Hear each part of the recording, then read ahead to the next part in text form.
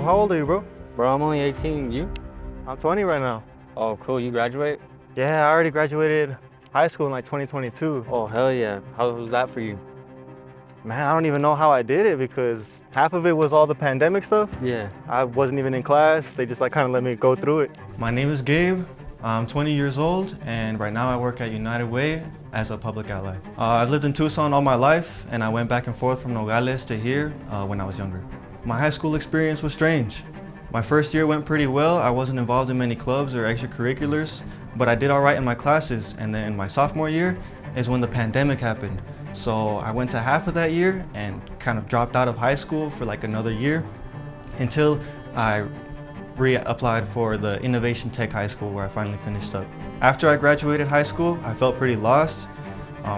I didn't send in any applications to universities. I didn't apply for any scholarships. I didn't have a job, I didn't have a car, and I didn't really know what vocation I wanted to head into. So I was really just running around like a chicken with its head cut off. A moment that I knew I needed to change was a party that I was at, I think when I was 17. I had a problem with this young guy. He was probably like 15, 16. In the moment, I kind of hit a realization of this is the position that I was in when I was younger, when I was screwing people over because of the bad decisions that I was making and because of the stupid decisions that I was making. So it kind of just made myself see a little bit of myself in him. It was just embarrassing to know that this is what I have to do when there's people out there that are sustaining their families, when there's people out there that are making change, that are helping out younger people in their community, and I was over here selling drugs, bringing these people to parties, screwing people over, you know, just doing bad things to kids that grew up just like me.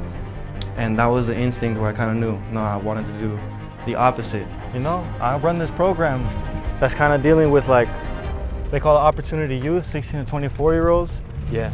And like we meet three meetings a month, and we do community service. We learn like workforce skills, and we apply to a bunch of scholarships. Man, that sounds like something I'd be interested in, honestly, because I don't know, I just like being around good people and doing good. So through the Public Ally Apprenticeship Program, we were set up to have, I think, 6 interviews back to back on the same day. We were gonna rank the order of the organizations that we wanted to go into before and after we did the interviews. Before I did the interviews, United Way was in my like 6th spot. After the interview, immediately I knew it was my first choice. The programming that they were gonna have the allies doing over there was super focused on opportunity youth, which is a new term that I learned in that situation, but 16 to 24-year-olds that aren't in school and not working. And in my head, that was me a few months ago. As soon as I started working within the Cradle to Career team, they kind of guided me into calming down, taking a breath, really building up the foundations of the program to make sure we have a stable base to build off of in the future. Ever since January, we've been running a solid program with continuous participants, and Cradle to Career has blessed me in that. The council members that we invited, we were all pretty unfamiliar when we first met, but within the few weeks and after our interview processes, we really hit it off and we really formed a great bond. And it showed me that there is people out there that want to make a change. Cradle to Career and United Way heavily focus on financial wellness and workforce development. And those are 2 fundamental skills that I think everyone should get involved with to kind of set up that structure, set up the base to build off from, whether it be in a resume, whether it be in their vocation, whether it be in entrepreneurship. In November of 2023, I was invited to a leadership training, a youth leadership school over in Atlanta, Georgia. A lot of these trainings move me forward and have a lot of like role models that I can look up to and learn a lot from. And that's where I think my perspective can make a good impact, is because we get to present our issues and we get to develop our own solutions. And United Way, Cradle to Career, Public Allies, the ASU Lodestar Center have brought me and all these organizations, all these youth together to make that difference, and it's only going further from here. Just having a space that, you know, my recommendations can actually change the whole foundation of the program.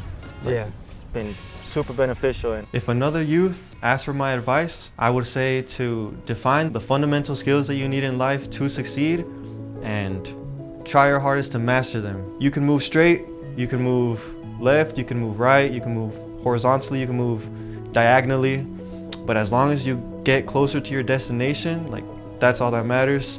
Don't give up and don't give in. so how do you see your future like now compared to whatever you thought back then? Honestly, man, it used to just be so like hopeless. I didn't see a future. I just saw this life or no life, and now it's like different. I can see if I put the work in, I can follow my dreams and do what I want to do. What about you?